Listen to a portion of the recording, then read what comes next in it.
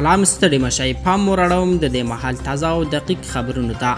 د افغانستان د سرپرست حکومت رسمیت پیژندنې لپاره نړیواله غونډه جوړیږي.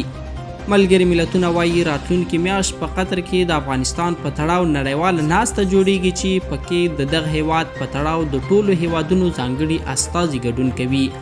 د ملګرو ملتونو د سرمنشي مرستیاله امینی محمد پرون د نړیوالو اړیکو په یو پوهنتون کې د وینا پر مهال ویلي چې دا کنفرانس به راتلونکو 2 اونیو کې په سیمه کې جوړیږي، خو هغې د دې ناستې کره نیټه او هیواد نه دی په ډاګه کړی.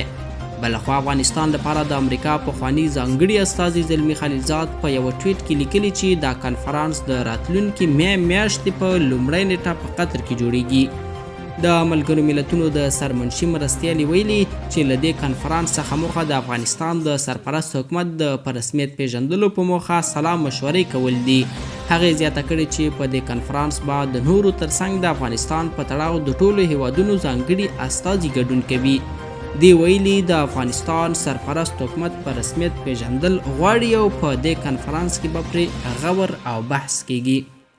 درنو لیدونکو د دې ساعت خبرونه همدومره، تر بیا ښه وخت.